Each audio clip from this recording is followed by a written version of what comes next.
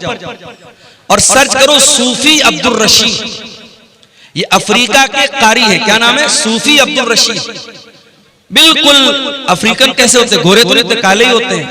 ये काले हैं, अफ्रीका के हैं, काले हैं। अल्लाह अकबर, क्या कुरान पढ़ते हैं। कभी रात में ईयरफोन लगा के सूफी अब्दुल रशीद की कोई तिलावत सुनो, यही आयत जो मैं पढ़ रहा हूं, ये उनकी आवाज में सुनो। अल्लाह की कसम खा के कहता हूं, म्यूजिक भूल जाओ। ये जो म्यूजिक सुन करके सुकून मिलता है, ये दिल के मुर्दा होने की अलामत है।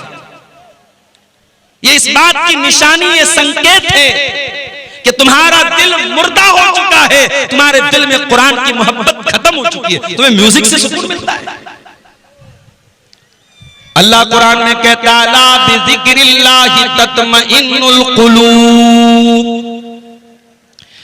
मेरे ईमान वाले बंदों के दिलों को अल्लाह के जिक्र से सुकून मिलता है, कुरान से सुकून मिलता है। सहाबे किराम कुरान को पढ़ा करते थे, कुरान को सुना करते थे। हमारे प्यारे नबी कुरान को पढ़ा करते थे, कुरान को सुना करते थे। हमारा नौजवान आज गाना सुन रहा है। मैं जलसे में आ रहा था, रास्ते में कई नौजवानों को देखा मोबाइल पर बैठ करके रील्स देख रहे हैं, गाने देख रहे हैं। लड़कों का भी यही हाल है, लड़कियों का भी यही हाल है। आज आपके YouTube की हिस्ट्री पर जाके देखा जाए, गाने ज्यादा मिलेंगे, म्यूजिक ज्यादा मिलेगा, फिल्में ज्यादा मिलेंगी। ओ लोगों, आओ जरा रब के कुरान को किसी अच्छे कारी की आवाज में तुम सुन तो लो। अल्लाह की कसम, तुम म्यूजिक भूल जाओगे, तुम गाने भूल जाओगे। इल्मू अन्नमल हयातुद दुनिया लअबु व लहवु व ज़ीना। अल्लाह फरमा रहा है, ऐ मेरे बंदो, ये दुनिया की जिंदगी तो खेल है, व लहवुन तमाशा है, व ज़ीनतुन और जीनत है, आकर्षण है, एट्रैक्शन है। बच्चा छोटा है, खेल का दौर है। बच्चा थोड़ा बड़ा हुआ, 8 साल का हुआ, 10 साल का हुआ, वल्लाहुन अब तमाशा देखने लगा, अब टीवी देखने लगा, मोबाइल देखने लगा, यूट्यूब देखने लगा, वीडियो देखने लगा। वज़ीनतुन बच्चा थोड़ा बड़ा हुआ, लड़की थोड़ी बड़ी हुई, 15 साल के हो गए, 16 साल के हो गए। लड़की आईने के सामने खड़ी होकर के मेकअप करने लगी। लड़का अपने सर पर, अपने बाल पर, अपने चेहरे पर मेहनत करने लगा, अपनी पसंद का कपड़ा पहनने लगा, आईने में अपने आप को निहारने लगा, अपनी सेल्फी लेने लगा, अपने फोटो को फिल्टर कर करके लेने लगा। वज़ीनतुन इंसान की जिंदगी आकर्षण है, आकर्षण है, एट्रैक्शन है, जीनत है। व तफाखुरुम बैनकुम, शादी हो गई, बिजनेस करने लगा। मेरे पड़ोसी ने 1 लाख की प्रॉपर्टी खरीदी, मैं 10 लाख की खरीद के दिखाऊंगा। मेरे दोस्त ने सरकारी नौकरी हासिल कर ली, मैं भी मेहनत करके सरकारी नौकरी हासिल करूंगा। 1 लाख रुपया उसकी सैलरी है, मैं 2 लाख रुपया महीना कमा करके दिखाऊंगा।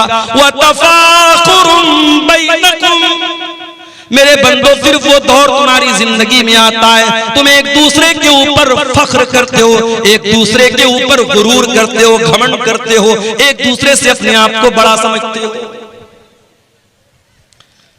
उसके बाद आखिरी दौर आया, इंसान बूढ़ा हो गया, उसके पोते पोतियां हो गए, उसके नवासे नवासियां हो गए। अब बैठ करके फख्र करता है, इतने मेरे बेटे, इतने मेरे पोते, इतने मेरे नाती, इतनी मेरी नतनी, इतने मेरे नवासे, इतनी मेरी नवासी, इतनी मेरी जमीन, इतनी मेरी जायदाद। व तकासुरुन फिल अमवाली वल औलाद, इंसान की जिंदगी का ये आखिरी दौर है। खूब पैसा हो जाए, खूब औलाद हो जाए। औलाद की तलब भी तो इंसान को होती है ना। कुछ लोग कहते हैं, साहब मुझे अल्लाह ने लड़की दी है, मुझे लड़के की जरूरत नहीं। हो सकता है कि आपको अल्लाह ने लड़की दी है, लड़का नहीं है, आप अपनी लड़कियों पर खुश हैं, ये हो सकता है। मगर ये कहना कि लड़के की जरूरत नहीं है, ये गलत है। लड़के की जरूरत तो नबियों को भी पड़ी है। नबियों ने अल्लाह से बेटा मांगा। इब्राहिम अलैहिस्सलाम को देखो, बूढ़े हो गए, कोई बेटा उनका नहीं है, बाप ने घर से निकाल दिया है। अल्लाह की तौहीद की दावत दे रहे, सारी दुनिया उनकी दुश्मन बनी हुई है। इब्राहिम अलैहिस्सलाम अल्लाह से दुआ करते हैं, रब्बी हबली मिनस सालिहीन, परवरदिगार मुझे नेक बेटा अता फरमा। बेटा मांगा। हमारे नबी को भी अल्लाह ने बेटा दिया। ये अलग बात है जो बेटा पैदा हुआ, कासिम पैदा हुए बचपन में इंतकाल कर गए, अब्दुल्ला पैदा हुए बचपन में इंतकाल कर गए, तीसरा बच्चा पैदा हुआ हजरत मारिया के पेट से। अल्लाह के नबी ने बड़े शौक से अपने बच्चे का नाम इब्राहिम रखा। अपने बाप, अपने जद्दे अमजद हजरत इब्राहिम अलैहिस्सलाम के नाम पर अपने बच्चे का नाम रखा। अकीका भी किया आपने, नाम भी रखा अपने बच्चे का। अरब के दस्तूर के मुताबिक आपने बच्चे को दूध पीने के लिए दाई के हवाले कर दिया, देहात भेज दिया। ये अलग बात है, अल्लाह ने मेरे नबी की तकदीर में ये भी लिखा था कि ऐ मेरे नबी, आपका कोई बेटा जवान नहीं हो पाएगा, जवान नहीं होना है किसी बच्चे। तीसरा बेटा पैदा हुआ इब्राहिम। जब ये बच्चा 1.5 साल का हुआ और देहात में एक आदमी के घर में रहता था, वहीं ये बच्चा दूध पीता था, वहीं रहता था। बच्चा बीमार हो गया। अल्लाह के नबी को बताया गया कि आपका बेटा बहुत बीमार है। आप सहाबे किराम को लेकर के पहुंचे। आपने बच्चे को गोद में लिया। आप अल्लाह के नबी हैं, आखिरी नबी हैं। आपसे मजबूत कलेजा किसका हो सकता है, आपसे मजबूत दिल किसका हो सकता है। मगर औलाद की मोहब्बत तो मेरे नबी के सीने में भी मौजूद थी। आपने देखा मेरा इकलौता बेटा आखिरी सांसें ले रहा है, दम तोड़ रहा है। अल्लाह के प्यारे नबी की आंखों से आंसू जारी हो जाते हैं। आपकी आंखों से आंसू गिरने लगते हैं और सहाबे किराम अपने नबी को रोता हुआ देख करके कहते हैं, अल्लाह के नबी, ये हम क्या देख रहे हैं, आप रो रहे हैं, आपकी आंखों से आंसू बह रहे हैं। आप फरमाते, हाज़िही रहमतुन जअलहल्लाहु फी क़ुलूबि इबादिही। ऐ मेरे सहाबा, ये आंसू मुहम्मदुर रसूलुल्लाह के आंसू नहीं है, ये इब्राहिम के अब्बा के आंसू हैं, ये इब्राहिम के बाप के आंसू हैं। ये एक बाप के आंसू हैं जो मोहब्बत में अपने बेटे की जुदाई में निकल रहे हैं। ये एक बाप के दिल से निकले हुए दर्द के आंसू रो रहे हैं अल्लाह के। आज तो पीरों और फकीरों को लोगों ने यह दर्जा दे दिया है।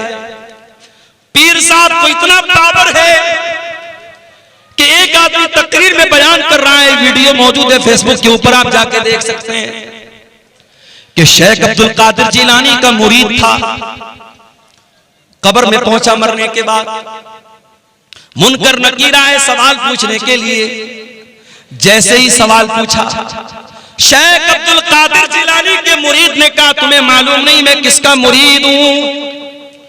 कहा किसके मुरीद हूं? कहा मैं गौसे आजम का मुरीद हूं, मैं शेख अब्दुल कादिर जिलानी का मुरीद हूं। इतना सुनना था, मुनकर नकीर भाग गए, भाई तेरे से कोई सवाल नहीं करना, तुझसे कुछ नहीं पूछना, तू इतनी बड़ी हस्ती का मुरीद है। ये किस्से गढ़ने वाले, ये कहानियां गढ़ने वाले, ये करामतें गढ़ने वाले ये क्यों भूल जाते हैं कि अल्लाह के नबी से बड़ा कोई इंसान दुनिया में नहीं गुजरा, आपसे बड़े मर्तबे वाला कोई नहीं गुजरा। और आपका ये हाल है, आपका अपना बच्चा है, आपके हाथों में दम तोड़ रहा है और आप कुछ नहीं कर पा रहे। यहां तो कितने मुर्दों को जिंदा कर दिया शेख अब्दुल कादिर जिलानी। या मेरे नबी अपने बच्चे को मरता हुआ देख करके रो रहे हैं और कुछ नहीं कर पा रहे। बेटा मर जाता है, मुहम्मदुर रसूलुल्लाह की आंख से आंसू निकलते और आप क्या कहते हैं?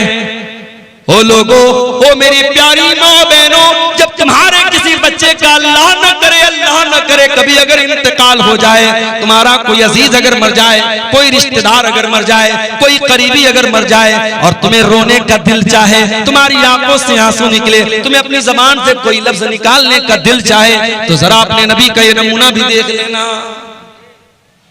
क्या फरमाया? इन्नल आइना तदमा वल कल्ब यहज़ुन वला नक़ूलु इल्ला मा यरदा रब्बुना। ऐ मेरे बच्चे इब्राहिम, तेरे जाने से तेरे बाप का दिल गमगीन है, तेरे बाप की आंखों से आंसू बह रहे, तेरा बाप रो रहा है ऐ इब्राहिम, लेकिन तेरा बाप अपनी जबान से कोई ऐसी बात नहीं निकालेगा जिससे अल्लाह नाराज हो जाए। तो बेटे की ख्वाहिश तो सबको होती है मेरे भाई, नबियों को भी। अल्लाह कह रहा है कि जिंदगी की ये अलग अलग दौर है।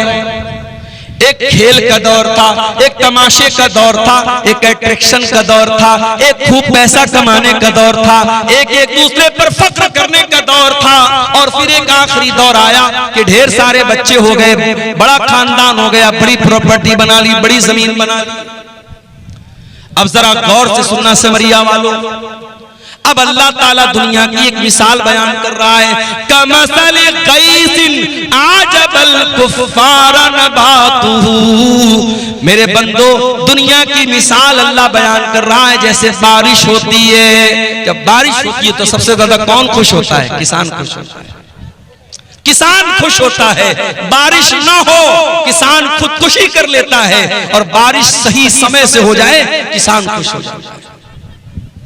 बारिश हो रही है, अब खेती लहलहाने लगी, हरी भरी हो गई।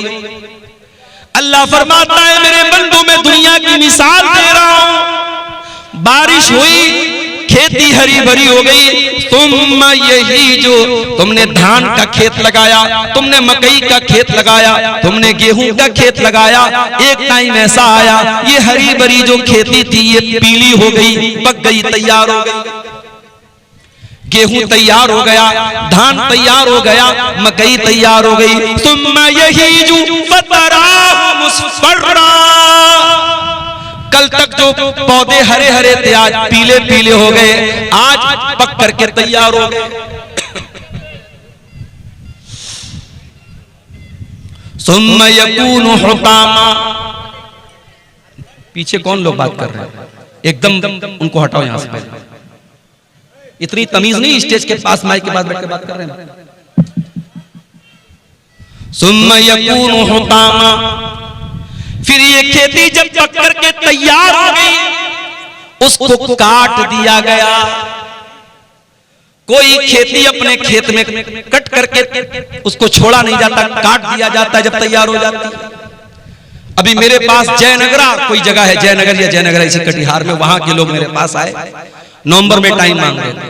मैंने कहा भाई दिसंबर में ले लो। बोले नहीं मौलवी साहब, अभी मकई कटी है, अब दिसंबर में जब आप मांग रहे हैं, टाइम दे रहे हैं, तो उस टाइम फिर हमारी दोबारा खेती लग जाएगी, हम नहीं दे सकते।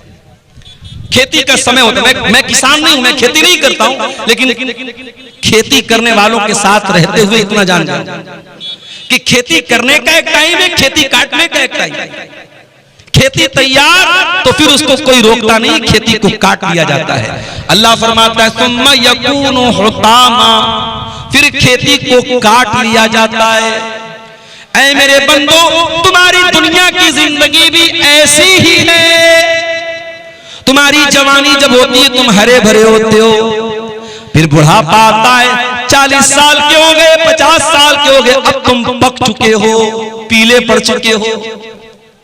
कभी देखा है आप बॉलीवुड की बड़ी बड़ी हीरोइनें जो एक एक करोड़ कितने कितने करोड़ रुपए लेती हैं फिल्मों के, जब इनकी जवानी ढल जाती है, इनके बाल सफेद हो जाते हैं, फिर उनको कोई नहीं पूछता।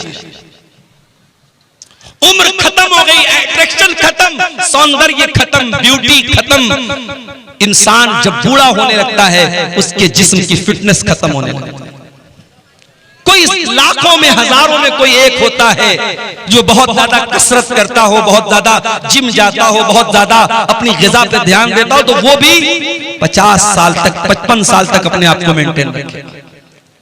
फिर उसके बाद तो उस पर भी बुढ़ापा आना है ना भाई। बुढ़ापे की कोई दवा नहीं है, बुढ़ापे का कोई इलाज नहीं। अल्लाह फरमाता है मेरे बंदो तुम कल तक हरे भरे थे, आज बुढ़ापा आ गया, पक गए।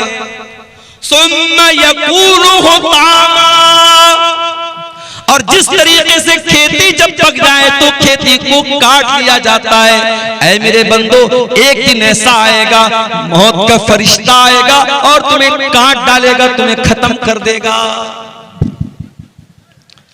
इसी गांव के एक साहब ने बताया 2 साल का बच्चा तालाब में डूब करके इंतकाल कर जाता है, माँ बाप सब्र करने के सिवा कुछ नहीं कर पाता। इसी कटिहार के एक भाई ने बताया उनके वालिद रास्ते से जा रहे थे, बाइक से एक्सीडेंट होता है, वालिद साहब ऑन द स्पॉट इंतकाल कर जाते हैं। कितने हादसे अपनी आंखों से हम देखते हैं, कितने जवानों के जनाजे अपने हाथों से हम उठाते हैं। मरने वाले बच्चे भी होते हैं, मरने वाले जवान भी होते हैं, मरने वाले बूढ़े भी होते हैं। मौत का फरिश्ता कभी ये देख के नहीं आता कि आपकी उम्र हो गई कि नहीं। मौत का फरिश्ता अल्लाह के हुक्म से आता है। सुम्मा यकूनु हुतामा, एक दिन तुमको कट जाना है, मर जाना है, दुनिया से चले जाना है। कब तक रहना है नहीं पता, 40 साल भी रह सकते हो, 50 साल भी रह सकते हो सकता है कि कल की सुबह का सूरज भी तुम न देख पाओ। मेरे बंदो ये दुनिया की जिंदगी खत्म हो जाएगी। वफिल आखिरति अज़ाबुन शदीदुन व मग़फ़िरतुम मिनल्लाहि व रिज़वान, और जब अल्लाह ताला के पास जाओगे तो वहां 2 रास्ता है, एक तरफ अल्लाह का अज़ाब है, एक तरफ जहन्नम की आग है, और दूसरी तरफ अल्लाह ताला की नेमत है, अल्लाह की जन्नत है, अल्लाह की रजा है। अब तुम तय कर लो तुमको जन्नत में जाना है कि जहन्नम में जाना है, तुम तय कर लो, तुम डिसाइड कर लो, तुम फाइनल कर लो। वमल हयातुद दुनिया इल्ला मताउल गुरूर, और ये दुनिया की जिंदगी जिस पर तुम इतना फख्र करते हो, इतना नाज करते हो, जिस दुनिया की जिंदगी के लिए तुम कितना हराम काम करते हो, कितना नाजायज काम करते हो, ये दुनिया तो धोखे का सामान है। दुनिया तो धोखा है, धोखा। बड़े बड़े बादशाहों ने जब महल बनाया तो क्या ये सोच के बनाया कि मैं मर जाऊंगा? फिरौन इतना बड़ा बादशाह, मूसा अलैहिस्सलाम बात करने के लिए आए तो फिरौन कह रहे चुप, तू बात मत कर, तुझसे मैं क्यों बात कर, तू है कौन? मूसा अलैहिस्सलाम ने कहा मैं अल्लाह का रसूल। कहा कह रहे जाओ तुम रसूल बन गए, मैं जानता नहीं क्या तुमको, मेरे महल में तुम पले बड़े हो, मैं जानता हूं, तू तो ढंग से बात नहीं कर सकते हो, तुम क्या नबी बनो? फिरौन ने हजरत मूसा का मजाक उड़ाया, क्योंकि मूसा अलैहिस्सलाम बचपन में एक आग की चिंगारी से उनकी जबान कट गई थी, इसलिए उनकी जबान में लड़खड़ाहट थी। अल्लाह की कुदरत देखो, जिस पैगंबर की जबान में लड़खड़ाहट है उस पैगंबर को अल्लाह ताला आसमान पहाड़ पे बुलाता है, कूहे तूर पे बुलाता है, और उस पैगंबर से अल्लाह कलाम करता है, बातचीत करता है। और जब मूसा अलैहिस्सलाम से अल्लाह ताला ने कलाम किया तो मूसा अलैहिस्सलाम दुआ करते हैं, रब्बिश्रह ली सदरी व यस्सिर ली अमरी वहलुल उक़दतम मिन लिसानी यफ़क़हू क़ौली। परवरदिगार मेरे सीने को मेरे लिए खोल दे, मेरे मामले को मेरे लिए आसान बना दे, और अल्लाह मेरी जबान की लुकनत को दूर कर दे, मेरी जबान की गिरे को दूर कर दे, मेरी जबान की लड़खड़ाहट को दूर कर दे, यफ़क़हू क़ौली, ताकि लोग मेरी बात को समझ सके। तो फिरौन ने मजाक उड़ाया, अरे जाओ तुम क्या बात, अल्लाह का मजाक उड़ाया, मूसा अलैहिस्सलाम का मजाक। कहा कि ऐ मूसा मैं इतना बड़ा बादशाह हूं, हाज़िहिल अनहारु तजरी मिन तहती, ये बड़ी बड़ी नदियां, ये दरियाए नील, ये दरियाए कुलजुम, ये बड़े बड़े बड़ी बड़ी नदियां, ये बड़ी बड़े बड़े बड़े दरिया मेरे महल के नीचे से जाते हैं, इन दरियाओं का मैं मालिक हूं, नदियों का मैं मालिक हूं।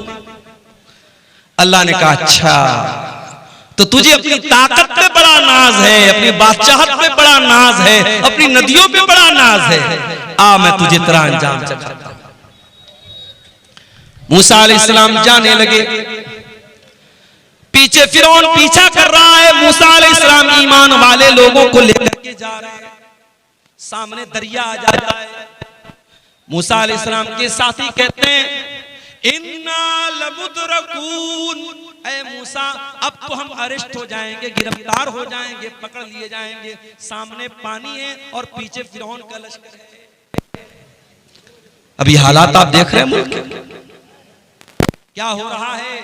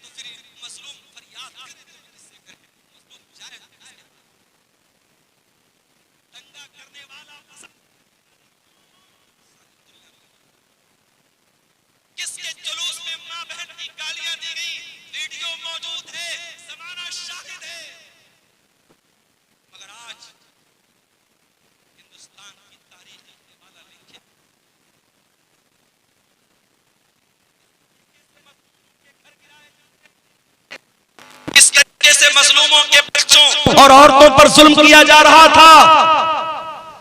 याद रखो मेरे भाई, अल्लाह का कानून याद रखो, अल्लाह की सुन्नत याद रखो। अल्लाह अपनी धरती पर कभी जालिमों को बरकरार नहीं रखता, जालिमों की हुकूमत को बरकरार नहीं रखता। अल्लाह ने इस धरती पर मुशरिक और कुफ्र करने वालों की हुकूमतों को बरकरार रखा है, मगर जालिम को अल्लाह ने जड़ से उखाड़ दिया। हर जालिम अपना अंजाम याद रखे। अरबी में कहावत है लिकुल्ले फिरौन मूसा, हर फिरौन के लिए अल्लाह ताला ने किसी मूसा को तैयार किया। मूसा अलैहिस्सलाम जा रहे हैं, पीछे फिरौन है, सामने पानी है। कौम के लोग कहते हैं Musa we will be arrested, we will be captured, हम तो पकड़ लिए जाएंगे, गिरफ्तार हो जाएंगे। मूसा अलैहिस्सलाम कहते हैं ऐ मेरी कौम के लोगों, डरने की जरूरत नहीं है। इन्ना मइया रब्बी सयहदीन, मेरा रब मेरे साथ है, मेरा रब जरूर कोई ना कोई रास्ता निकालेगा। ये जो ईमान था मूसा अलैहिस्सलाम के दिल में, ऐ भारत के मुसलमानों, ऐ हिंदुस्तान के मुसलमानों, ये ईमान अपने दिल में पैदा कर। तुम अल्लाह अकबर की सदा देने वाले हो, तुम ला इलाहा इल्लल्लाह का कलमा पढ़ने वाले हो। तुम्हारा ईमान हुकूमतों पर नहीं है, तुम्हारा ईमान सियासी पार्टियों पर नहीं है।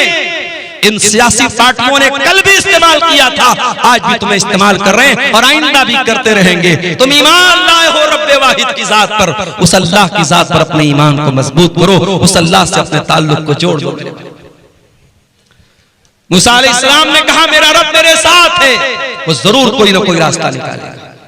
अभी इतना कहा था मूसा अलैहिस्सलाम ने कि कुरान कहता है फ़अौहैना इला मूसा अन इद्रिब बिअसाकल बहरा, हमने मूसा को हुक्म दिया कि अपनी लाठी को पानी के ऊपर जाके मार दो। सामने नदी है, दरिया है, दरिया की गहराई कितनी हो सकती है आप अंदाजा नहीं लगा सकते।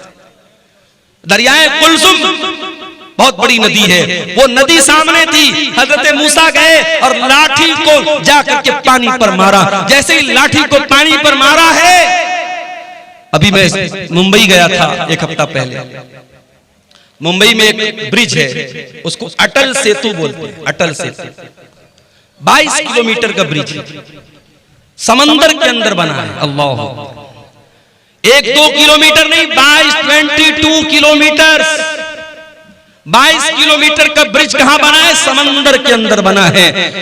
इंसान को अल्लाह अगर इतना दिमाग दे सकता है कि इंसान समंदर में ब्रिज बना सकता है, वही 22 किलोमीटर लंबा, तो वो अल्लाह जिसने इंसान को इतना माइंड दिया है, इतना दिमाग दिया है, उस अल्लाह के लिए कौन सी बात नामुमकिन है मेरे भाई।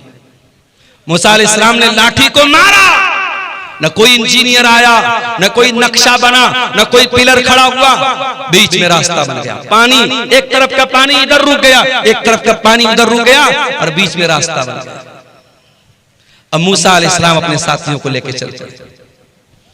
जरा इमेजिन करो, तसव्वुर करो, दोनों तरफ पानी रुका हुआ है और मूसा अलैहिस्सलाम बीच में जा रहे हैं अपने साथियों के साथ। फिरौन ने देखा मूसा जा रहे हैं, उनके साथ ईमान वाले जा रहे हैं और पानी बीच में रुका हुआ है, बीच में रास्ता बना हुआ है। फिरौन ने अपने लश्कर से कहा चलो तुम भी इसी रास्ते पर चलो। फिरौन भी चल पड़ा, फिरौन का लश्कर भी चल पड़ा। मूसा अलैहिस्सलाम और ईमान वाले नदी को पार कर गए। जब उस पार चले गए, अल्लाह ने पानी को मिला दिया, पानी को मिला दिया। और जैसे ही पानी को मिला दिया, फिरौन डूब गया। फिरौन के तमाम लश्कर के लोग डूब गए। जब फिरौन डूबने लगा तो कहता है आमनतु बिल्लज़ी आमनत बिही बनु इस्राईल। ऐ अल्लाह, मैं तेरे ऊपर ईमान लाता हूं, मैं तौबा कर रहा हूं। ऐ अल्लाह, मैं उस अल्लाह के ऊपर ईमान लाता हूं जिस पर बनी इस्राईल ईमान।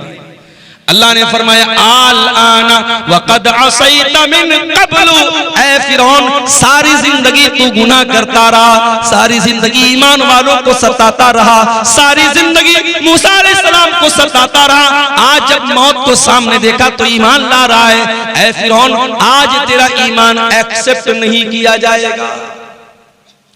पता ये चला कि मौत सामने देखने के बाद तौबा एक्सेप्ट नहीं। इसलिए मौत के आने के पहले तौबा करो। जितना दान करना है, जितना नेकी का काम करना है, मौत देखने के पहले कर लो। मौत देखने के बाद तौबा करोगे, तौबा कबूल नहीं। कभी किसी मरने वाले को देखा, मरने वाले की आंखें उठ जाती है। वो जब मौत के फरिश्ते को देखता है ना, कांप जाता है, उसकी आंखें पथरा जाती है। मौत जब सामने आ जाए, हम जब किसी को मरते हुए देखते ना तो उसकी बोली बंद हो जाती है, उसकी बातचीत बंद हो जाती है। यानी अब उसने मौत को देख लिया, अब तौबा करेगा तो तौबा का कोई मतलब नहीं। तो मौत को देखने के पहले तौबा करो। फिरौन भी मौत को देख करके तौबा कर। अल्लाह ने कहा तेरी तौबा कबूल नहीं हुई।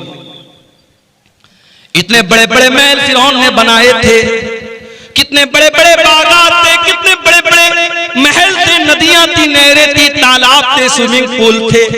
अल्लाह फरमाता है कम तरकू मिन जन्नातिन व उयून व ज़ुरूइन व मकामिन करीम व नअमतिन कानू फीहा फाकिहीन कज़ालिका व औरथनाहा कौमन आखरीन। फिरौन के पास कितने बड़े बड़े बागात थे, महल थे, कितने ऐशो आराम से रहा करता था। आज उसके महल में कोई और रह रहा है, उसके बाग का फल कोई और खा रहा है, उसकी नहर का पानी कोई और पी रहा है। फमा बकत अलैहिमुस समाउ वल अर्दु वमा कानू मुनज़रीन। आज फिरौन मर गया, न आसमान रो रहा है, न जमीन रो रही है, कोई रोने वाला भी नहीं, कोई आंसू बहाने वाला भी नहीं है। ऐसी मौत हुई, कोई आंसू बहाने वाला नहीं। तो ऐसी मौत मत मरो मेरे भाई, मरना तो सबको है। ये जमीन, ये जायदाद, ये प्रॉपर्टी सब यही रह जाएगी। इस दुनिया की कोई हकीकत नहीं है। वमल हयातुद दुनिया इल्ला मताउल गुरूर। ये दुनिया धोखे का सामान है, बहुत धोखेबाज है दुनिया।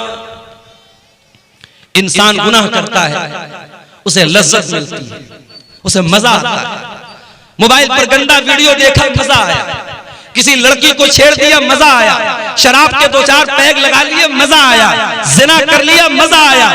मगर 10 मिनट के बाद, 1 घंटे के बाद, 1 दिन के बाद गुनाह का ये खुमार उतरेगा, तब एहसास होगा मैंने क्या कर दिया, मैंने क्या कर दिया, मैंने किसको नाराज कर दिया, मैंने ये क्या कर दिया। एहसास होगा मेरे भाई। अगर दिल में ईमान है, गुनाह के बाद एक न एक बार एहसास होगा।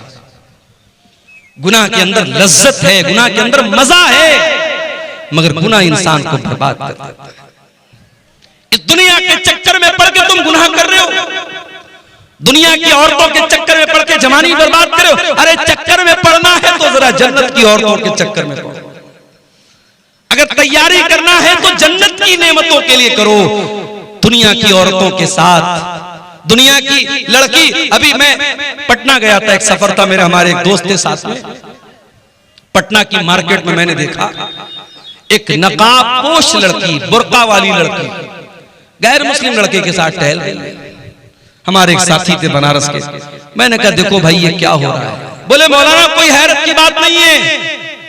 मैंने कहा क्यों? कहा ये टाइम पास है। लड़की को भी पता है कि मैं टाइम पास कर रही हूं, लड़के को भी पता है मैं टाइम पास कर रहा हूं, दोनों सीरियस नहीं है, घूम रहे हैं। ऐसा भी होता है कि लड़की एक लड़के के साथ सुबह घूम रही है, दोपहर में दूसरे लड़के के साथ घूम रही है, शाम को तीसरे लड़के के साथ घूम रही है। ये चल रहा है, टाइम पास हो रहा है। ये औरतें हैं दुनिया की, ये लड़कियां हैं दुनिया की। और जन्नत की औरतें कैसी होंगी? लम यतमिसहुन्ना इंसुन क़ब्लहुम वला जान। जन्नत की औरतें इतनी पाक दामन होंगी, इतनी पाक साफ होंगी, उनको किसी इंसान ने कभी टच न किया होगा, कभी छुआ नहीं होगा। न इंसान ने न जिन्नात ने कभी टच नहीं किया। दुनिया की औरतें, उनके साथ बहुत सारी गंदगी भी लगी हुई है। जाहिर है इंसान की बॉडी है, इंसान पेशाब भी करता है, पाखाना भी करता है, नाक से गंदगी भी निकलती है, बलगम भी निकलता है। औरतों के साथ दुनिया के और भी मसले मसाइल हैं, लेकिन जन्नत की औरतों के साथ कोई मसला मसाइल नहीं। वलहुम फीहा अज़वाजुम मुत्तहरतुन।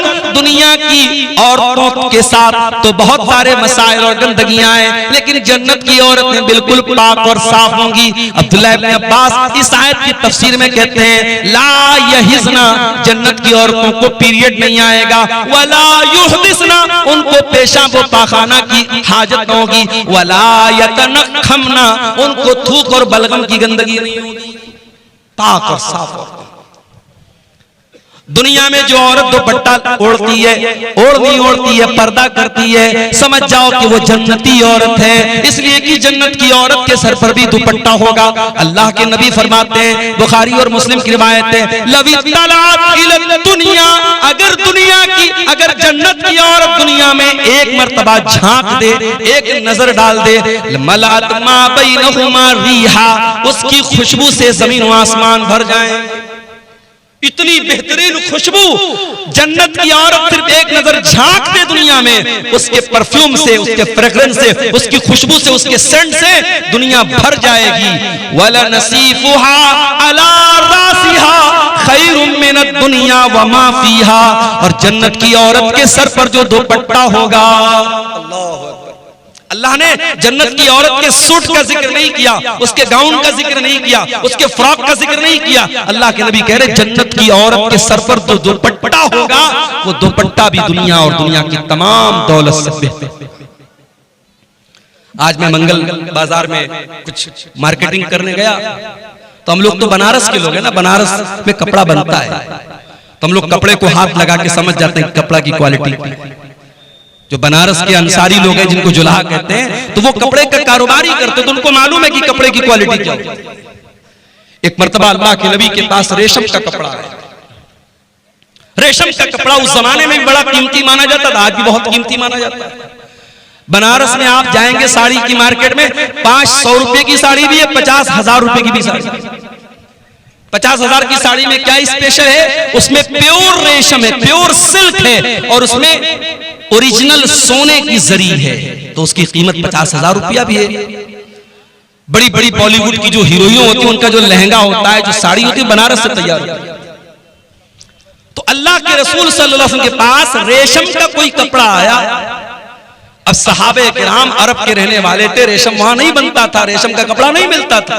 मोटे मोटे कपड़े मक्के में पहने जाते थे, टाट वगैरह टाइप के कपड़े, जूट वगैरह के कपड़े पहने जाते थे। तो जब ये रेशम का कपड़ा आया, तो सहाबा उसको छू करके कहने लगे कि कितना सॉफ्ट है, कितना मुलायम है, कितना नर्म है। सहाबे किराम को बड़ी हैरत हुई। अल्लाह के प्यारे नबी ने फरमाया, अताजबून मिन हाज़ा, ऐ मेरे सहाबा तुम्हें इस पर बड़ा ताज्जुब हो रहा है, बड़ा आश्चर्य हो रहा है, बड़ी हैरत हो रही है। लमनातिलु साद इब्न मुआज़ फिल जन्नत खैरुम मिन हाज़ा, ऐ मेरे सहाबा जन्नत में हजरत साद बिन मुआज़ को जो हैंड करचप मिलेगा, जो रुमाल मिलेगा, जो दस्ती मिलेगी, जो मिंदील मिलेगा, ऐ मेरे सहाबा ये दुनिया के रेशम का कपड़ा फेल है उस जन्नत के रुमाल के सामने। इतना सॉफ्ट होगा हजरत साद बिन मुआज़ का रुमाल। जब जन्नत का रुमाल इतना सॉफ्ट होगा तो जन्नत का कपड़ा कितना प्यारा होगा। अल्लाह ने जब जन्नत के कपड़े का जिक्र किया तो फरमाया सियाबन खुज़रम मिन सुंदुसिन व इस्तबरक, जन्नतियों के बदन पर रेशम का कपड़ा होगा और रेशम भी दो टाइप का होगा, एक रेशम सुंदुस होगा और एक रेशम इस्तबरक होगा। सुंदुस बोलते हैं जो बारीक रेशम होता है और इस्तबरक जो थोड़ा थोड़ा मोटा रेशम होता है। मेरी एक बच्ची का नाम सुंदुस, एक बच्ची का नाम इस्तबरक है। ये कुरान की इन्हीं आयतों की रोशनी में मैंने रखा है। सुंदुस के माने भी रेशम होता है, इस्तबरक के माने भी रेशम होता है। तो जन्नतियों का कपड़ा इतना आलीशान।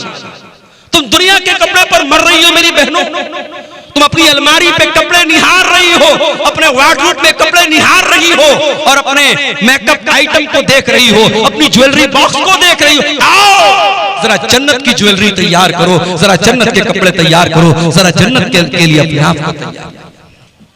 दुनिया की जिंदगी की क्या हकीकत है मेरे भाई। आगाह अपनी मौत से कोई बशर नहीं, आगाह अपनी मौत से कोई बशर नहीं, सामान 100 बरस का है पल की खबर नहीं। कितनी औरतों को मैंने देखा बड़े कपड़े इकट्ठा करती थी, बड़ी ज्वेलरी इकट्ठा करती थी, मर गई। आज उनके कपड़े उनकी बेटियां लेके जा रही हैं, उनकी बहुएं लेके जा रही हैं, उनकी पड़ोस की औरतें लेके जा रही हैं, उनके रिश्तेदार की औरतें लेके जा रही हैं। आप नहीं जानते कपड़ा आपका है कल कौन पहनेगा, मकान आपका है कल कौन रहेगा, नेमतें आपकी हैं, दौलत आपकी है, कल कौन फायदा उठाएगा। आगाह अपनी मौत से कोई बशर नहीं, सामान 100 बरस का है पल की खबर नहीं। एक बहुत बड़े बादशाह गुजरे, उनका नाम था हारून रशीद। हारून रशीद एक मुसलमान बादशाह थे, खलीफा थे। उनके दौर में बहुत अल्लाह के नेक बंदे थे, उनका नाम था इब्ने सम्माक। हारून रशीद एक मर्तबा इब्ने सम्माक से मिलने के लिए गए। ऐ इब्ने सम्माक, आप बहुत बड़े आलिम दीन हैं, मैं आपके पास आया हूं, आपसे मसला मसाइल नहीं पूछना है, मैं आपसे बस ये पूछना चाहता हूं कि कुछ नसीहत कर दीजिए, कोई पैगाम मुझे दे दीजिए, कोई मैसेज दे दीजिए, कोई संदेश दे दीजिए, कोई नसीहत दे दीजिए।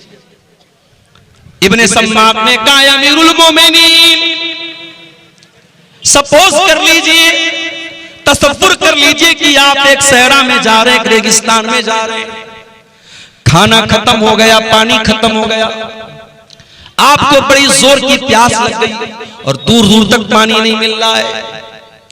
आप जैसे जैसे आगे बढ़ रहे हैं आपका गला सूख करके कांटा हो रहा है और प्यास से आपका बुरा हाल हो रहा है। इतने में एक आदमी आता है और उसके पास एक प्याला पानी। उसने कहा, ऐ खलीफा, मैं आपको एक प्याला पानी देने को तैयार हूं, शर्त यह है कि आप अपनी आधी बादशाहत मुझे दे दें। तो ऐ बादशाह सलामत, ऐ अमीरुल मोमिनीन, क्या आप अपनी बादशाहत को बचाएंगे या उसको बादशाहत देकर के पानी ले लेंगे? हारून रशीद ने थोड़ी देर सोचा, कहा कि ऐ इब्ने सम्माक, मैं बादशाहत दे दूंगा, पानी ले लूंगा, क्योंकि जान बचाना जरूरी है, मेरी जान जा रही है प्यास के मारे, मैं आधी बादशाहत दे दूंगा और पानी ले लूंगा। इब्ने सम्माक ने कहा, बादशाह सलामत, अब सपोज कर लो वो पानी आपने पी लिया, अब वो पानी आपकी बॉडी में जाकर के अटक गया, अब आपको जोर की पेशाब लग गई, लेकिन पेशाब के रास्ते से पेशाब नहीं निकल पा रहा है, आप बेहाल हो गए, आपको अपनी जिंदगी खतरे में नजर आने लगी, आप पेशाब के रुक जाने से आप परेशान हैं। इतने में एक दूसरा आदमी आता है और वो कहता है, ऐ अमीरुल मोमिनीन, आपको मैं ऐसी दवा दे दूंगा कि आपका पेशाब निकल आएगा, आप रिलैक्स फील करेंगे, आपका दर्द खत्म हो जाएगा, शर्त यह कि आप अपनी बाकी आधी बादशाहत मुझे दे दें। तो ऐ बादशाह सलामत, क्या आप अपनी जान बचाएंगे या उसको अपनी बादशाहत दे देंगे? हारून रशीद ने कहा कि मैं अपनी आधी बादशाहत दे दूंगा और उससे वो दवा ले लूंगा ताकि मेरा पेशाब हो जाए, मेरी तकलीफ दूर हो जाए, मेरी जान बच जाए। इब्ने सम्माक ने कहा, बस ऐ हारून रशीद, फंजुर या अमीरुल मोमिनीन इला मुल्किका हाज़त तवील वल अरीज़। ऐ बादशाह सलामत, इतनी लंबी जोड़ी आपकी बादशाहत है, ला तुसावी शरबतन व बौलतन। इतनी बड़ी बादशाहत की क्या हैसियत है कि पेशाब के चंद कतरे और पानी के चंद कतरों की वैल्यू आपकी सारी हुकूमत के बराबर है।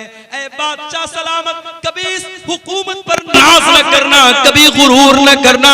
अगर वक्त पड़ गया तो पानी के चंद कतरों के बराबर आपकी बादशाहत है और पेशाब के चंद कतरों के बराबर आपकी बादशाहत है। मेरे भाइयों, ये है दुनिया की हकीकत। दुनिया के पीछे मत मरो मेरे भाइयों। हर जुमा के दिन आप सुनते हैं इमाम साहब सूरह आला की तिलावत करते हैं, बल तुसिरूनल हयातद दुनिया वल आखिरतु खैरुम व अबका। मेरे बंदो, तुम दुनिया की जिंदगी को तरजीह देते हो, तुम दुनिया की जिंदगी को ऊपर रखते हो, जबकि आखिरत की जिंदगी ज्यादा बेहतर और ज्यादा बाकी रहने वाली है। तुम्हें तो आखिरत की तैयारी करना चाहिए।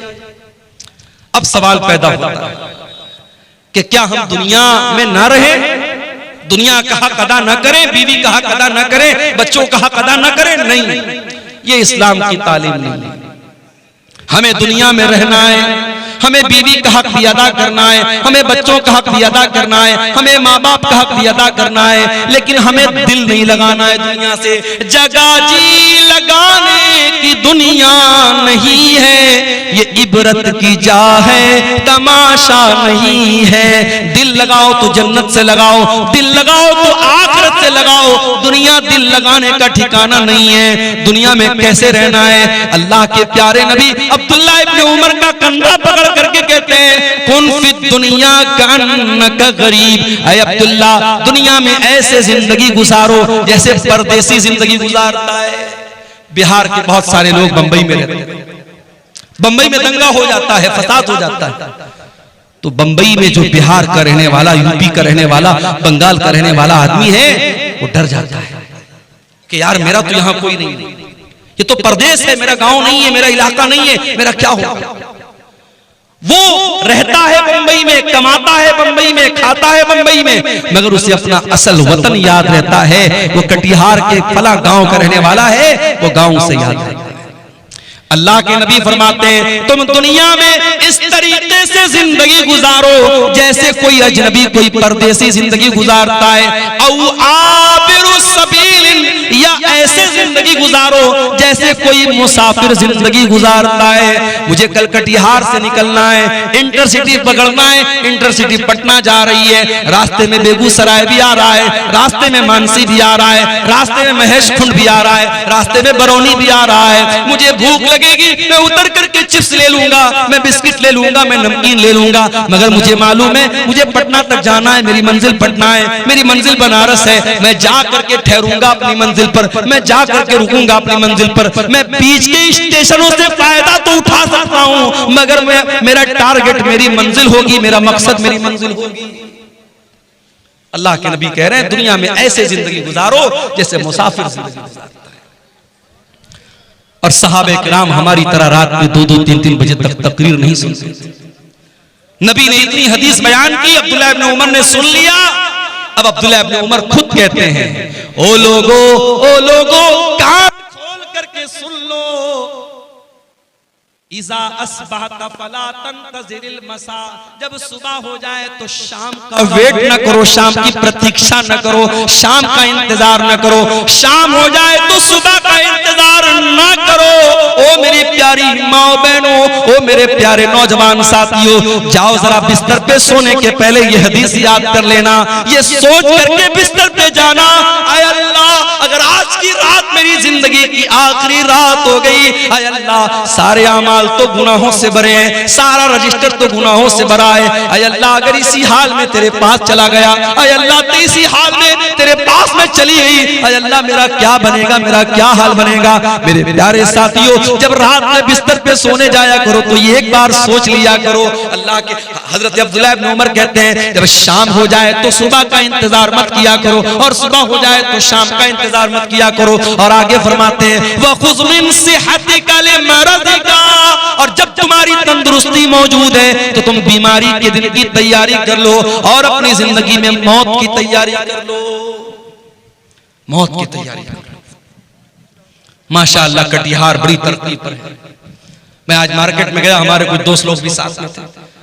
कितने बड़े बड़े रेस्टोरेंट बन गए। स्टेशन के सामने एक छोटा सा होटल था, बिस्मिल्लाह होटल। आज गया तो देखा बहुत बड़ा सा रेस्टोरेंट बना है, उसका नाम है तंदूरी महल।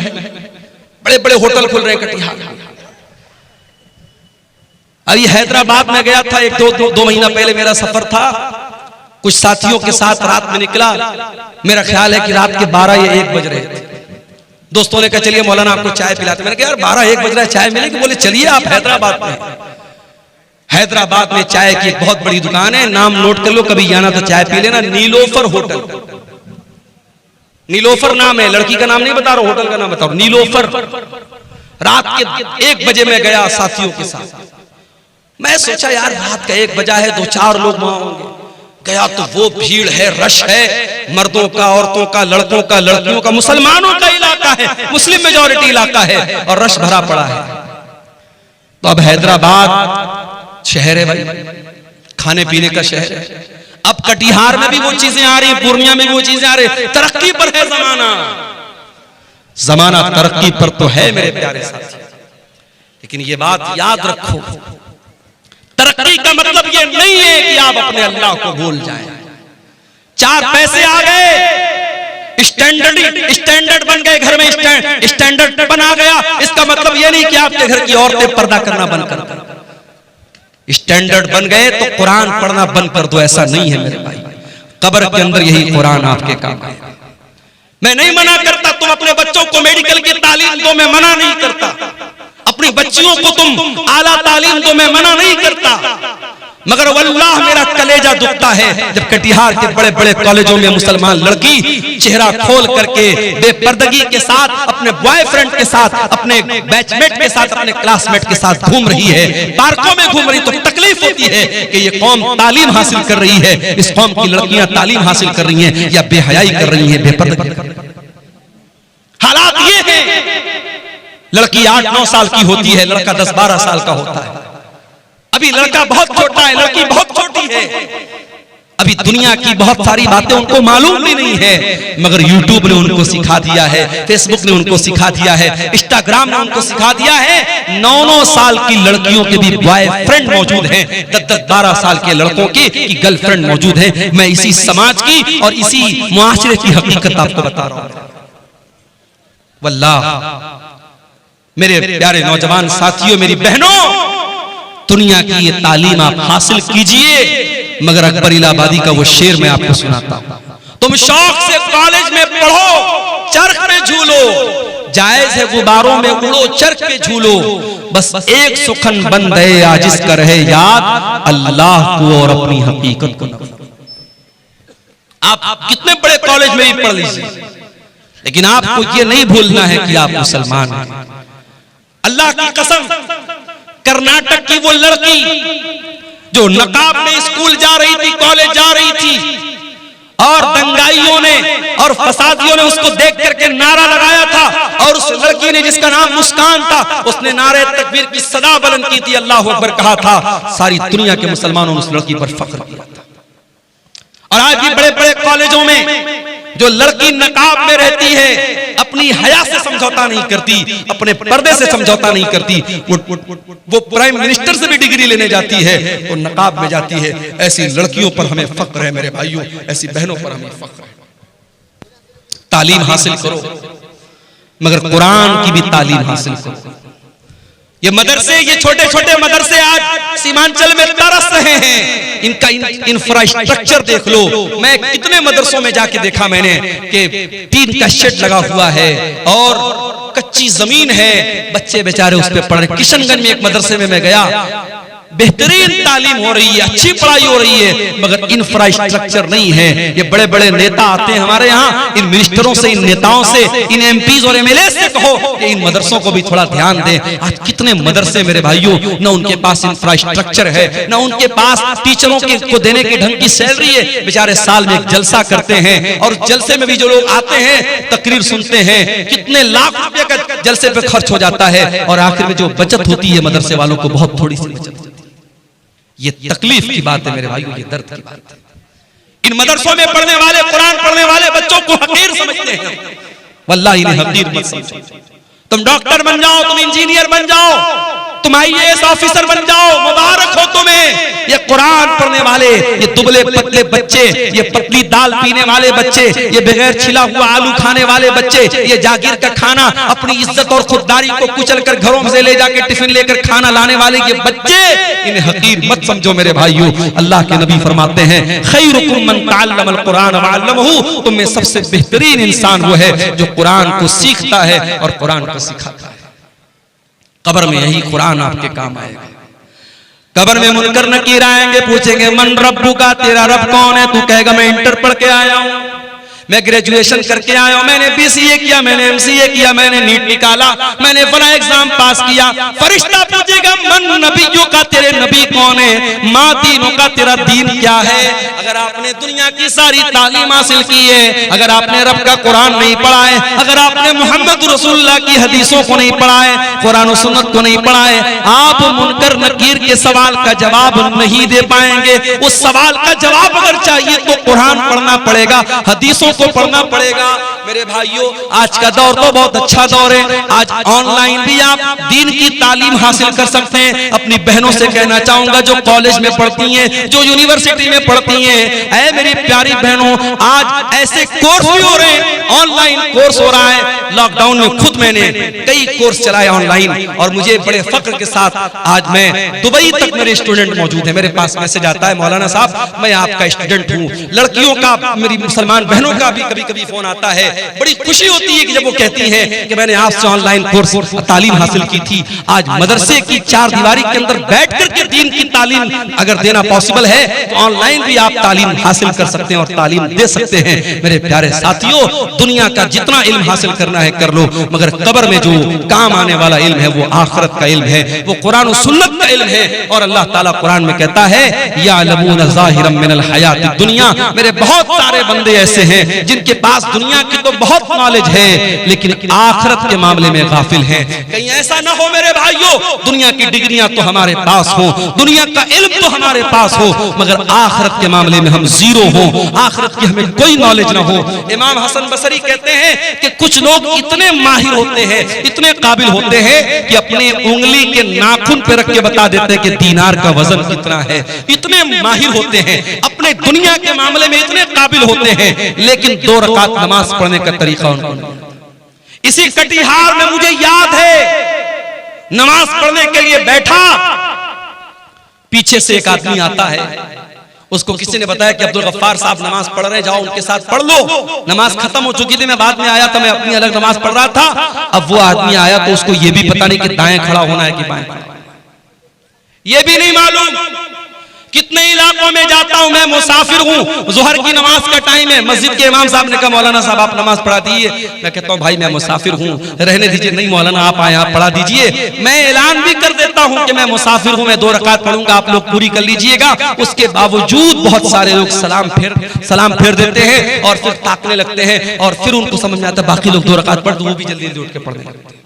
मालूमात नहीं है मेरे भाई, जबकि हर जलसे में जा रहे हैं, हर तकरीर सुन रहे हैं, इतनी तकरीरें सीमांचल में हो रही हैं, मगर दीन की जो तालीम है मेरे भाइयों, जो कुरान का दर्स है, जो नमाज का तरीका है, जो अकीदे की मोटी मोटी बातें हैं, वो आज मैं गांव जाता हूं तो मैं देखता हूं वो चीजें भी हमें नहीं। हम बड़े फख्र के साथ पूरे इंडिया में हम बयान करते हैं कि ये शेरशाबादी ये कौम है, जो सीमांचल के अंदर ये कौम है, और 90% ये कौम अहले हदीस कौम है, मगर आज शेरशाबादियों में भी तावीज पहना जा रहा है। आज शेरशाबादियों में भी बाज बस्तियों में कब्र परस्ती शुरू हो गई है, तावीज और गंडा शुरू हो गया है, हराम किस्म की झाड़ फूक शुरू हो चुकी है। क्यों? क्योंकि अकीदा मजबूत नहीं है, तौहीद मजबूत नहीं है, दीन का इल्म नहीं है। मेरे प्यारे साथियों, दीन का इल्म हासिल करो, दीन का इल्म ही आपको कयामत के दिन भी काम आएगा और कब्र में भी काम आएगा। मैं मना नहीं करता, आप दुनिया की तरक्की हासिल कीजिए, दुनिया को कामयाब बनाइए, मगर कुरान हमें जो दुआ सिखाता है, रब्बना आतिना फिद दुनिया हसना व फिल आखिरति हसनतन व क़िना अज़ाबन्नार। आय अल्लाह तू दुनिया की भी भलाई हमको अता फरमा दे और आखिरत की भलाई भी हमको अता फरमा दे और जहन्नम की आग से हमको बचा ले। दुनिया में आप तरक्की करें, इस्लाम को कोई एतराज नहीं है, मगर दुनिया की 50 साल की जिंदगी में आप तरक्की कर ले, पैसा कमा ले, नाम कमा ले, इससे इंपॉर्टेंट बात यह है, इससे अहम बात यह है कि जो परमानेंट लाइफ है, जो फॉरएवर है, जो हमेशा रहने वाली जिंदगी है, मेरे भाइयों, उस जिंदगी के लिए आपने क्या तैयारी की है, उस पर आप मेहनत कीजिए। अल्लाह के नबी सल्लल्लाहु अलैहि वसल्लम एक दुआ किया करते थे, बड़ी प्यारी दुआ है, मैं आपको बता रहा हूं, अगर आपको याद करना है, दुआ की एक पतली सी किताब आती है, नाम नोट कर लीजिए, हिस्नुल मुस्लिम। ये किताब आपको कहीं भी मिल जाएगी, अगर मोबाइल आपके पास मौजूद है, उसके प्ले स्टोर में जाके आप टाइप कीजिए हिस्नुल मुस्लिम, तो ये किताब वहां पर भी आपको मिल जाएगी।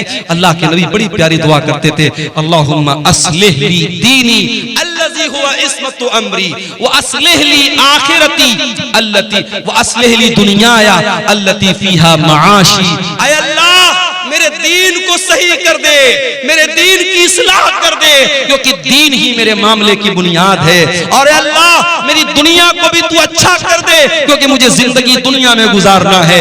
वो अस्लिह ली आखिरती अल्लती इलैहा माआदी। और अल्लाह, मेरी आखिरत को भी तू दुरुस्त कर दे, क्योंकि मरने के बाद मुझे लौट करके आखिरत की तरफ जाना है। वजअलिल हयात ज़ियादतन ली फी कुल्लि खैर।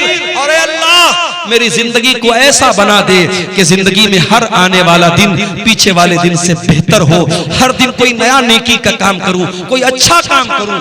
इसी कटिहार के इलाके के लोगों ने मुझे बताया कि पर हेड वो 10-10 रुपया कलेक्शन कर रहे हैं। 10 रुपए की आज के जमाने में कोई वैल्यू नहीं, लोग पान खा जाते हैं 10 रुपए का। परिवार में अगर 5 लोग हैं, 6 लोग हैं, 10-10 रुपया वो सबसे कलेक्शन कर रहे हैं पूरे गांव से। और इस तरीके से 1 साल लोगों ने कलेक्शन किया है। गांव का नाम मुझे याद नहीं है, उस गांव के लोगों ने मुझे बताया, अभी शाम को मुझसे मुलाकात हुई थी, कि हर महीने 40,000 50,000 रुपया कलेक्शन कर रहे हैं। और 1.5 साल में उन्होंने 16-17 लाख रुपया इकट्ठा कर लिया है। एक बड़ा फंड हो गया है। मस्जिद का कोई मसला आ जाए, कब्रिस्तान का कोई मसला आ जाए, 10-10 रुपया कोई भारी भी नहीं पड़ने वाला, हर हफ्ता वो वसूल रहे हैं। और पूरी ट्रांसपेरेंसी के साथ, पूरी पारदर्शिता के साथ बाकायदा एक ग्रुप बनाया है, व्हाट्सएप पर बाकायदा मैसेज में हर हफ्ता बता देते हैं इतना कलेक्शन हुआ, इतना अमाउंट आया है। मेरे प्यारे साथियों, ये मदरसे जो आपके गांव-गांव में मकतब चल रहे हैं, ये साल में जलसा करके छोटे-छोटे बच्चों को ऑटो पर बिठा के जो भीख मांगते हैं हम, उससे तो बेहतर है इस तरीके की कोई हम शक्ल निकालें कि 10-10 रुपया भी अगर हम हर परिवार के हर मेंबर से लें और एक बड़ी रकम इकट्ठा हो जाए, हम अच्छी सैलरी दें और अच्छे उलमा को और अच्छे टीचरों को हम रखें, हमारी कौम के बच्चे कुरान और हदीस पढ़े। ये मुझे बड़ा अच्छा लगा, ये करने का काम लगा जो आपके सीमांचल में ये काम किया जा सकता है। मुझे तकलीफ होती है मेरे भाइयों, आज अपने खाने पर, पहनने पर। मुझे इसी शेरशाहबादी समाज के लोगों ने बताया कि आज शेरशाहबादियों में ऐसे भी गांव हैं जहां शादियों में डीजे बज रहा है। मुसलमान आदमी की शादी है, अहले हदीस की शादी है, शेरशाहबादी की शादी है, और शादी में डीजे बज रहा है। बाप भी बेशरम लोगों की तरह नाच रहा है, माँ भी बेशरम लोगों की तरह नाच रही है। ये नाच गाना हो रहा है। मेरे प्यारे साथियों, अल्लाह का अज़ाब नहीं आएगा तो क्या आएगा? यही वो दौर था, अल्लाह के प्यारे नबी ने बताया था कि मेरी उम्मत पर वो दौर आएगा, खस्फुन व खस्फुन व मस्खुन। मेरी उम्मत के लोगों को जमीन में धसा दिया जाएगा, मेरी उम्मत के लोगों पर आसमान से पत्थर बरसेंगे, और मेरी उम्मत के लोगों को सूअर और बंदर बना दिया जाएगा। ऐसा दौर आएगा। सहाबा ने कहा, अल्लाह के नबी, ऐसा दौर कब आएगा? आपने फरमाया, इज़ा ज़हरतिल क़ैनात वल मआज़िफ, जब नाचने गाने मालियां मुसलमानों के घरों में आ जाएंगी, वशुरबतिल खुमूर, और मुसलमान शराब पीने लगेगा। अरे शराब तो बहुत हल्की चीज हो गई। आज आपके कटिहार और किशनगंज की रिपोर्ट मेरे पास मौजूद है। आज गांजा पी रहा है मुसलमान का बच्चा, आज चरस का नशा कर रहा है मुसलमान का बच्चा, आज हीरोइन का नशा कर रहा है मुसलमान का बच्चा। आज ये नशे हमारी कौम को डुबो रहे हैं, हमारी कौम के नौजवानों को बर्बाद कर रहे हैं। मेरे प्यारे साथियों, अल्लाह का अजाब अगर आ रहा है तो वजह यही है। मेरे अजीजों, तकरीर कर लेना और करा लेना, जलसे कर लेना, करा लेना, ये कमाल नहीं है। कमाल ये है कि हम अपने आप को जांचें और परखें कि हमारा समाज कल कहां था और आज कहां है। अगर रात भर तकरीर सुनने के बाद भी फजर की नमाज में हमारे पास नमाजी नहीं है, अगर शराब के अड्डों पर कोई कमी नहीं आ रही है, अगर औरतों की बेपर्दगी में कोई कमी नहीं आ रही है, अगर दिल में अल्लाह का डर पैदा नहीं हो रहा है, तो माफ कीजिए, हम फेल हो रहे हैं। हमारी सारी मेहनत बेकार हो रही है। हमें इस पर गौर करने की जरूरत है। इतना बड़ा सरमाया, सीमांचल में हजारों जलसे हो रहे हैं, उम्मत का कैपिटल लग रहा है, उम्मत का सरमाया लग रहा है। इन जलसों से हम क्या हासिल कर रहे हैं, हमारी कौम क्या हासिल कर रही है, हम अपने अंदर सुधार कर रहे हैं कि नहीं कर रहे हैं, अपने अंदर परिवर्तन कर रहे हैं कि नहीं है, इस पर हमें गौर करने की जरूरत है। मेरे अजीजों, आज का ये जलसा मस्जिद के लिए जलसा था।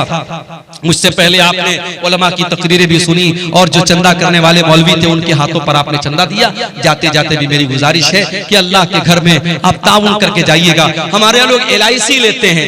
LIC का एक नारा है, जीवन जिंदगी के साथ भी और जिंदगी के बाद भी। मैं आपको बता दूं कि मस्जिद में आपका 10 रुपया भी लगा है, मस्जिद में आपका 100 रुपया भी लगा है, तो ये LIC की जो पॉलिसी है ना, वो तो दुनिया में आपके काम आएगी। वो भी हराम तरीके से पैसा कमा रहे हैं आप, LIC का जो पैसा है, लेकिन ये आप जो पैसा लगाए हैं मस्जिद में, ये आपको आखिरत में काम आएगा। अल्लाह के नबी ने कुछ चीजों का जिक्र किया है जो मरने के बाद भी इंसान के काम आती है। उसमें एक चीज क्या है, औ सदक़तिन जारियतिन, ऐसा सदका इंसान करके जाए जो उसके मरने के बाद भी कंटिन्यू जारी रहे। मेरे अजीजों, मस्जिद और मदरसे की इमारत में लगने वाला आपका पैसा सदक़े जारिया है। आज हम लोग बड़े खुश होते हैं, साहब मौलाना मुफ्ती रहमान साहब के जरिए मस्जिद बन रही है, फला मौलाना साहब के जरिए मस्जिद बन रही। कभी आपने गौर किया, ये जितने मशारी का काम करने वाले उलमा हैं, ये अपना पैसा तो नहीं लगा रहे हैं। ये अरब के कुछ लोग हैं, अल्लाह के नेक बंदे, कोई अपनी माँ के नाम से मस्जिद बनवा रहा है, कोई अपने बाप के नाम से ट्यूबवेल लगवा रहा है, कोई अपने भाई के नाम से मदरसा बनवा रहा है। जो जज्बा अरब के लोगों में पैदा हुआ और हिंदुस्तान और बिहार, बंगाल और नेपाल में उनके पैसे से मस्जिद बन रही है, तो वो जज्बा क्या हमारे अंदर पैदा नहीं हो सकता? मेरे प्यारे साथियों, वो जज्बा यकीनन पैदा हो सकता है। वो जज्बा पैदा करो, हम अपने लिए जो बनाएंगे वो यही रह जाएगा, जो दुनिया के लिए, उम्मत के लिए छोड़ के जाएंगे वो इंशाअल्लाह आखिरत में हमारे काम आएगा। इसलिए जिनको अल्लाह ने नवाजा है वो इस तरीके के नेकी कामों में बढ़ चढ़ के हिस्सा लें। दुनिया की हकीकत के मौजू पर ये चंद बातें आपके सामने मैंने रखी हैं। अल्लाह से इस दुआ के साथ रब्बुल आलमीन हमें दुनिया के साथ साथ आखिरत की तैयारी करने की तौफीक अता फरमाए। रब्बुल आलमीन हमें जन्नत में ले जाने वाला अमल करने की तौफीक अता फरमाए। रब्बुल आलमीन हमें सही मानों में जन्नती बना दे। रब्बुल आलमीन हमें से जो बीमार हैं उनको शिफाए कामिल अजर अता फरमाए। जो रोजी रोटी से परेशान हैं, अल्लाह उनके कारोबार में बरकत नसीब फरमाए। अल्लाह जब तक हमें दुनिया में जिंदा रखे, इस्लाम पर जिंदा रखे और हम सब का खात्मा ईमान पर हो। आमीन व आखिर दावा।